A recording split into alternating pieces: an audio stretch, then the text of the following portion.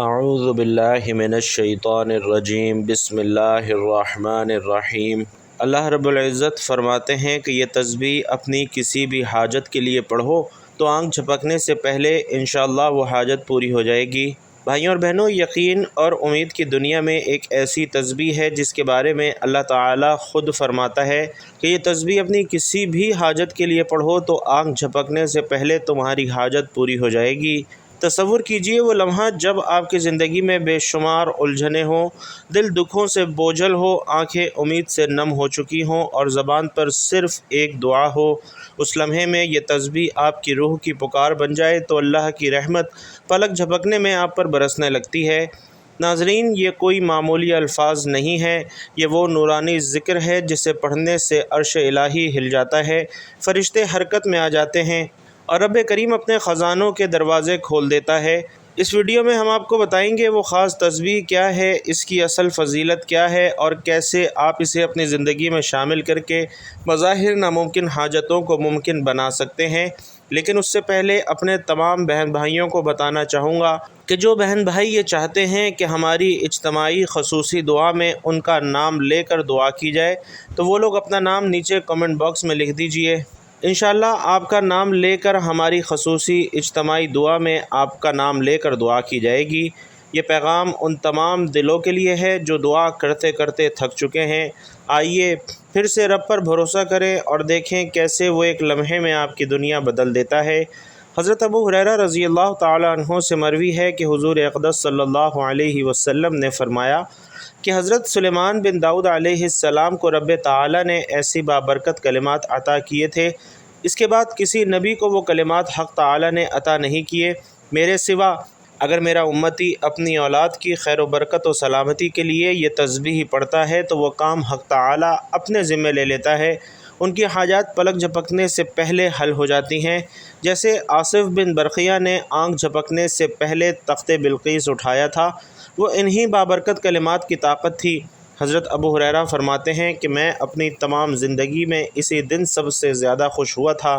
پھر میں عرض گزار ہوا وہ کون سے کلمات ہیں تو آپ صلی اللہ علیہ وسلم نے فرمایا۔ اسی طرح حضرت ابن عباس رضی اللہ تعالیٰ عنہ سے روایت ہے کہ آپ فرماتے ہیں حضرت سلیمان علیہ السلام جب تخت پر بیٹھتے تو آپ علیہ السلام کی پاس والی کرسیوں پر انسان بیٹھتے اور ان کے پاس والی کرسیوں پر جنوں کے بادشاہ بیٹھا کرتے تھے۔ پھر ہوا اس تخت کو لے کر اڑتی اور معلق تھما دیتی، پھر پرندے آ کر اپنے پروں سے سایہ کر لیتے، پھر آپ ہوا کو حکم دیتے اور وہ پرواز کر کے صبح صبح مہینے بھر کے فاصلے پر پہنچا دیتی، مہینے بھر کی دوری چند سیکنڈ سے طے ہو جاتی۔ اسی طرح ایک مرتبہ آپ جا رہے تھے، پرندوں کی دیکھ بھال ہدہد کی تھی، اسے غائب پایا تو بڑے ناراض ہوئے کیونکہ ہدہد پرندہ غائب تھا۔ فرمایا کہ چند گھنٹوں سے مجھے نظر نہیں آیا، یا سچی مچی میں غیر حاضر ہے۔ اگر واقعی وہ غیر حاضر ہے تو میں اسے سخت سزا دوں گا، بلکہ ذبح کر دوں گا۔ ہاں، یہ اور بات ہے کہ وہ غیر حاضری کی کوئی معقول وجہ بیان کر دے۔ اتنے میں ہدہد آ گیا تو پرندوں نے کہا کہ آج خیر نہیں، بادشاہ سلامت تیری سزا طے کر چکے ہیں۔ اس نے کہا یہ بتاؤ کہ ان کے الفاظ کیا تھے؟ دوسرے پرندوں نے بیان کیا تو ہدہد خوش ہو کر کہنے لگا کہ پھر میں بچ جاؤں گا۔ چنانچہ ہدہد حضرت سلیمان علیہ السلام کے دربار میں پیش ہوا اور کہنے لگا، اے اللہ کے نبی، میں ایک ایسی خبر لے کر آیا ہوں جو آپ کے پاس بھی نہیں ہے۔ مورخ سے آ رہا ہوں اور پختہ یقین سے خبر لایا ہوں۔ اس کی بادشاہی ایک عورت کو میں نے کرتے ہوئے پایا ہے، اس کے وزیر اور مشیر 312 اشخاص ہیں اور ان میں سے ہر شخص کے ماتحت 12,000 کی جمعیت ہے۔ اس کی زمین کا نام مادو ہے، یہ صفا سے 3 میل کے فاصلے پر ہے۔ دنیاوی ہر قسم کی ضرورت اسے مہیا ہے۔ اس کا نہایت شاندار قسم کا تخت ہے جس پر وہ جلوہ گر ہوتی ہے۔ وہ تخت سونے سے تندہ ہوا ہے اور یہ 80 ہاتھ اونچا اور 40 ہاتھ چوڑا ہے اور 600 عورتیں ہر وقت اس کی خدمت میں کمر بستہ رہتی ہیں۔ اس کا دیوان خاص اس میں سخت پہرا ہے، بہت بڑا محل ہے، بلند و بالا اور کشادہ، سب لوگ آفتاب پرست ہیں، خدا پرست کوئی نہیں ہے۔ ملکہ کا نام بلقیس بنت شرحمیل ہے۔ اس کا دادا پورے یمن کا بادشاہ عظیم تھا جس کی اولاد میں 40 لڑکے پیدا ہوئے جو سب کے سب بادشاہ بنے۔ اس کے والد نے ایک جنیہ عورت سے نکاح کر لیا تھا، اس کے بدن سے بلقیس پیدا ہوئی۔ جنیہ سے نکاح کی مختلف وجوہات بیان کی گئی ہیں۔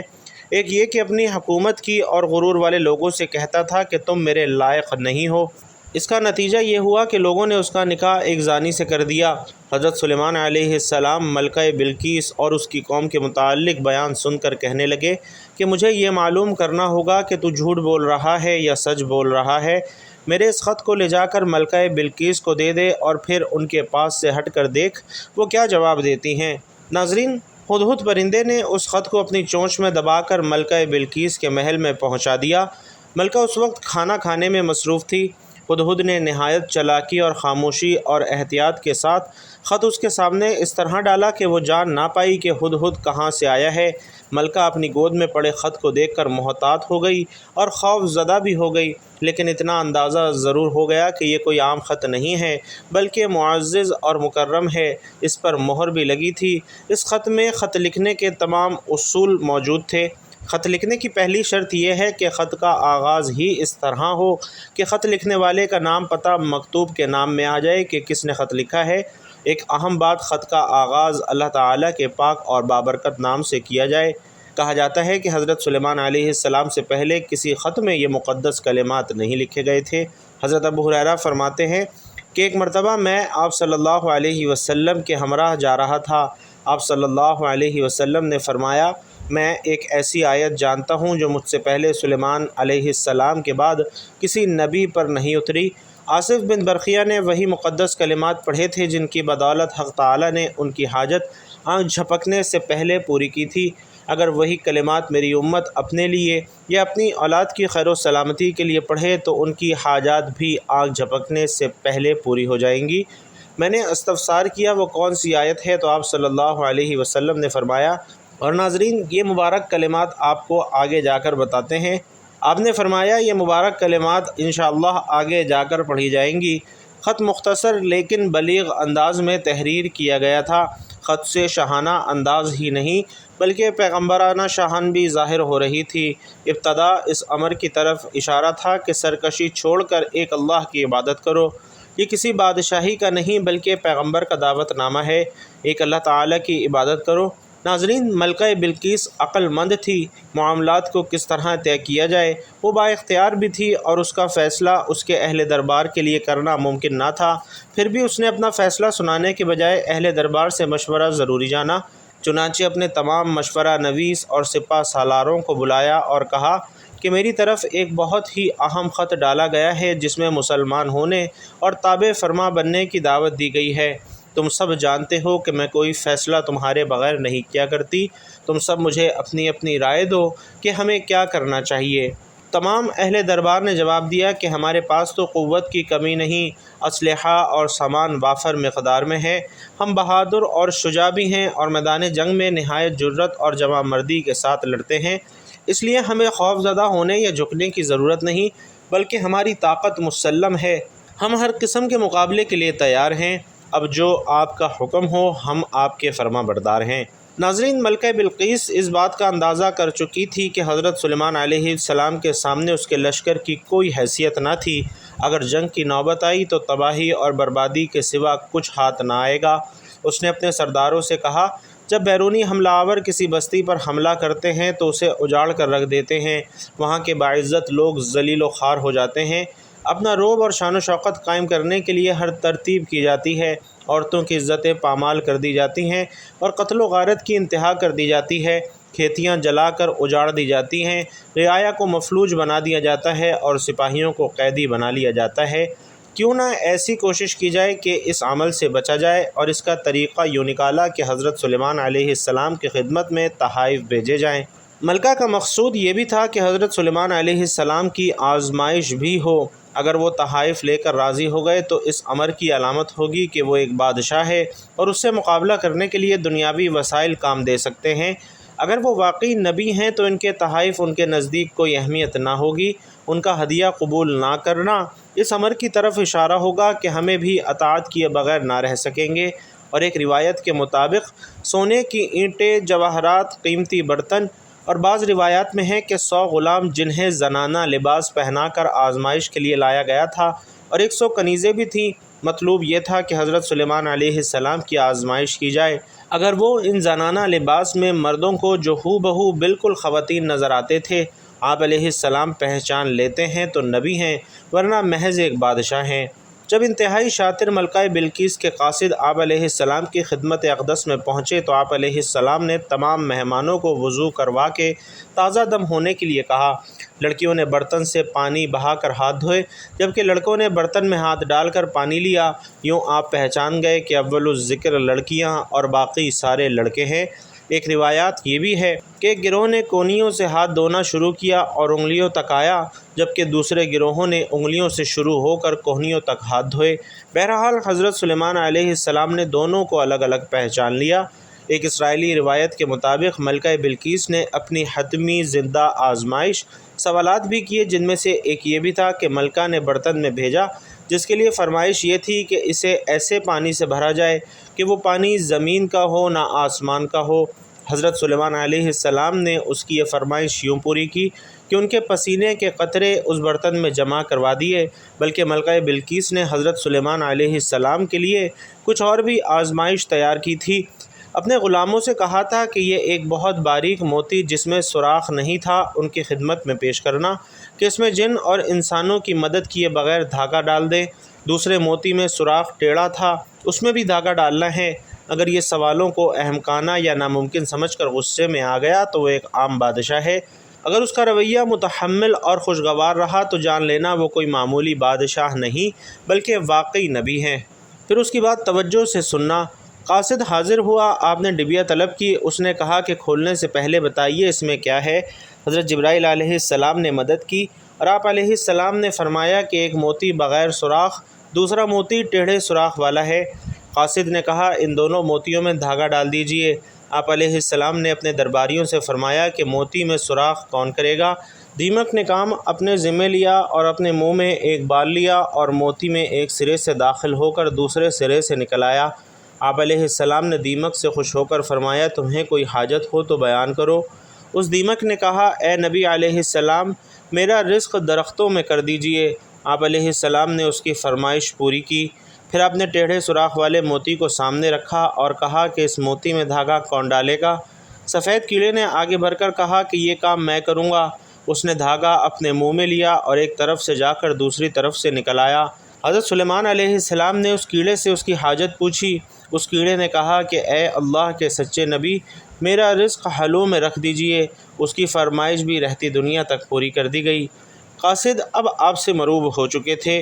جب حضرت سلیمان علیہ السلام نے قاصدوں کے استقبال کے لیے درمیان سے کوئی 30 میل کی مسافت پر سونے چاندی اور اینٹوں کے فرش بنانے کا حکم دیا، راستے میں دونوں طرف عجیب الخلقت کو کھڑا دیکھ کر پایا اور راستے میں دونوں طرف عجیب الخلقت جانوروں کو کھڑا کر دیا اور دربار کو بھی بناؤ سنگھار سے ترتیب دیا۔ اپنے تخت کے دائیں بائیں 4000 سونے کی کرسیاں ایک طرف علماء اور دانشوروں کے لیے تھیں، دوسری جانب اعمال سلطنت کے لیے بچھا دی گئیں۔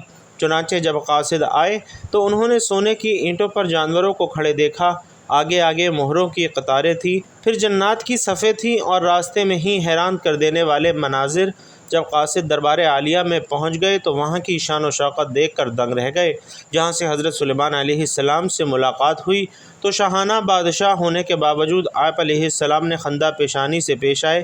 قاصدوں نے بیش قیمت تحائف پیش کیے تو آپ علیہ السلام نے فرمایا کیا تم نہیں دیکھتے کہ اللہ نے مجھے ہر چیز سے نوازا ہے؟ یہ مال و دولت میرے لیے بے معنی ہے اور تم مجھے معمولی تحائف دے رہے ہو، جبکہ اللہ نے مجھے نبوت سے سرفراز کیا ہے۔ پھر جن اور پرندوں اور ہواؤں کو میرے لیے مسخر کیا۔ میری بادشاہی کی شان و شوکت تم دیکھ ہی رہے ہو، اس دنیاوی ساز و سامان کی میرے نزدیک کوئی حیثیت نہیں۔ تم اپنے تحائف واپس لے جاؤ اور ایک خطرناک انجام کا انتظار کرو۔ میں انسانوں کی نہیں بلکہ جن اور پرندوں کی فوج لے کر تم پر حملہ آور ہوں گا جن کا تم مقابلہ نہ کر پاؤ گے۔ تم اپنے ہدیے پر فخر کرو اور اسے اپنے ہمراہ لے کر لوٹ جاؤ۔ یہ سن کر قاصد حیران و پریشان ہو کر واپس ہوئے تو حضرت سلیمان علیہ السلام کے دربار کے احوال کے علاوہ ان کے اعلان جنگ کو بھی ملکہ کو سنایا۔ ملکہ جان گئی کہ وہ بادشاہ کے علاوہ نبی بھی ہیں اور اللہ تعالیٰ کے نبی اور رسول سے لڑنا گویا اللہ تعالیٰ سے مقابلہ کرنا ہے جس کی طاقت ہم میں نہیں۔ ملکہ نے حضرت سلیمان علیہ السلام کے دربار میں حاضری دینے کا فیصلہ کیا۔ کہا جاتا ہے کہ اس نے 12,000 سردار منتخب کیے جن کے ماتحت 1,00,000 سپاہی تھے۔ حضرت سلیمان علیہ السلام نے دور سے کوئی دھول جیسا دھواں اٹھتا دیکھا تو جان گئے کہ ملکہ بلقیس اپنے سپاہیوں کے ساتھ آ رہی ہے، اور اس وقت وہ محل سے 3 میل کے فاصلے پر تھی۔ حضرت سلیمان علیہ السلام نے سوچا کہ وہ میرے دربار کی شان و شوکت کے ساتھ ساتھ پیغمبرانہ معجزہ بھی دیکھ لیں، اس لیے آپ علیہ السلام نے اپنی اس مجلس میں کہا جہاں آپ صبح سے دوپہر تک مقدمات کا فیصلہ کیا کرتے تھے اور جہاں جن اور انس سب ہی شریک تھے۔ آپ علیہ السلام نے کہا کہ ملکہ بلقیس کا تخت جس کی بیش قیمت اور نادر ہونے کی بہت شہرت ہے، ملکہ کے میرے دربار میں پہنچنے سے پہلے کوئی لا سکتا ہے؟ کیونکہ جب وہ یہاں آ جائے گی، ایمان لے آئے گی، پھر اس کا مال ہم پر حرام ہو جائے گا۔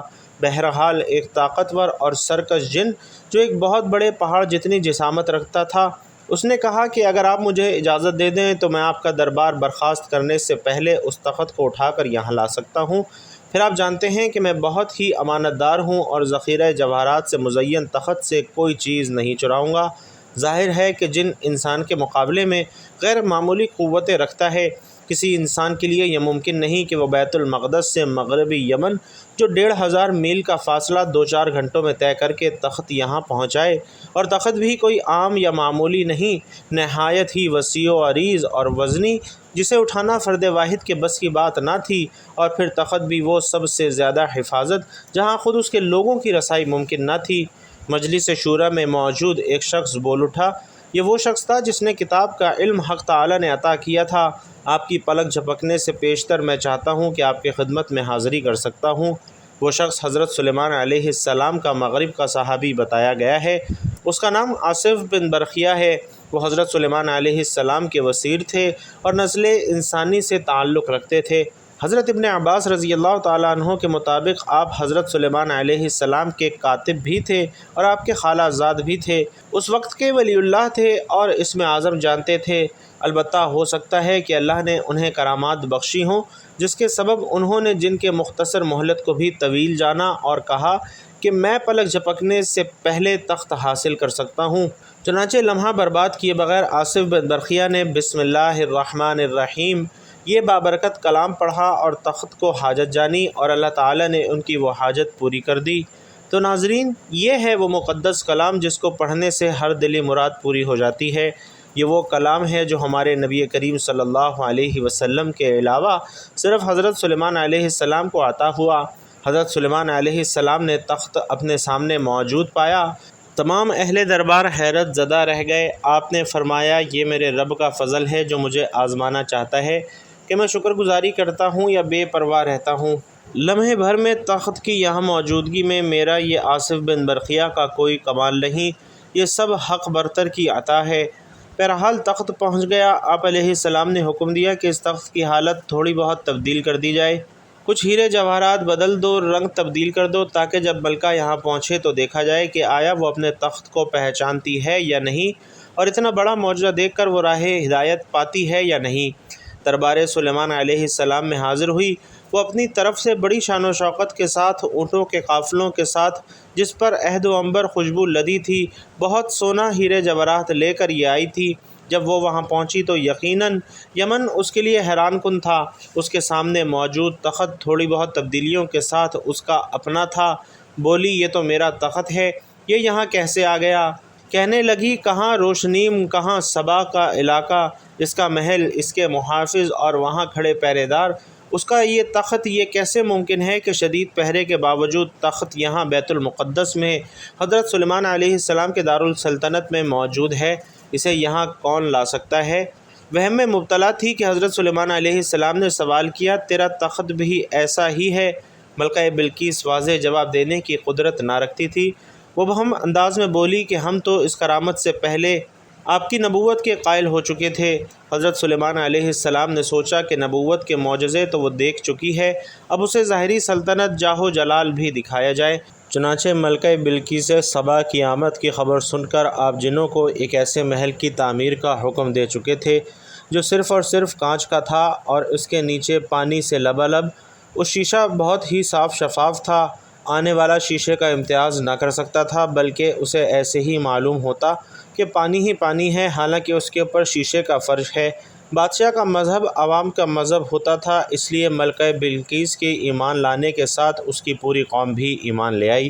تو ناظرین، اب چلتے ہیں وظیفے کی جانب۔ وہ کون سی تسبیح ہے جسے پڑھنے سے پلک جھپکنے کی آپ کی تمام حاجات پوری ہو جائیں گی؟ آپ نے وہ تسبیح کس طرح سے اور کتنی تعداد میں پڑھنی ہے؟ سب سے پہلے آپ نے حضور پاک صلی اللہ علیہ وسلم کی ذات اقدس پر درود پاک کا نذرانہ پیش کرنا ہے۔ درود پاک آپ کوئی سا بھی پڑھ سکتے ہیں، ایک بار ثواب کی نیت سے میرے ساتھ بھی پڑھ لیجئے۔ اللہم صلی علی محمد وعلی آل محمد کما صلیت علی ابراہیم وعلی آل ابراہیم انک حمید مجید۔ اللہم بارک علی محمد وعلی آل محمد کما بارکت علی ابراہیم وعلی آل ابراہیم انک حمید مجید۔ درود پاک پڑھنے کے بعد آپ نے ایک تسبیح بسم اللہ الرحمن الرحیم کی پڑھنی ہے، یعنی 100 مرتبہ بسم اللہ الرحمن الرحیم پڑھنا ہے، اور اس کے بعد آپ نے ایک تسبیح استغفر اللہ کی پڑھنی ہے۔ اس کے بعد 3 مرتبہ سورۃ الاخلاص پڑھنی ہے۔ 3 مرتبہ سورۃ الاخلاص پڑھنے کے بعد آپ نے آخر میں دوبارہ درود پاک پڑھنا ہے۔ یہ تسبیح پڑھنے سے انشاءاللہ اللہ تعالیٰ آپ کی تمام حاجات کو پورا فرمائے گا اور آپ کی تمام خواہشات پوری ہو جائیں گی انشاءاللہ۔ اللہ رب العزت سے دعا ہے کہ نیکی کی بات ہم سب کو سننے، سمجھنے اور اس پر عمل کرنے کی طاقت اور توفیق مرحمت فرمائے۔ میرا سنانا اور آپ کا سننا اپنی بارگاہ میں قبول و منظور فرمائے، آمین یا رب العالمین۔ ناظرین محترم، پھر یاد دلاتا چلوں کہ جو بھائی بہن چاہتے ہیں کہ ہماری خصوصی اجتماعی دعا میں ان کا نام لے کر دعا کی جائے، وہ کمنٹ باکس میں اپنا نام ضرور لکھتے جائیں۔ اللہ رب العزت آپ سب کا حامی و ناصر ہو، آمین یا رب العالمین۔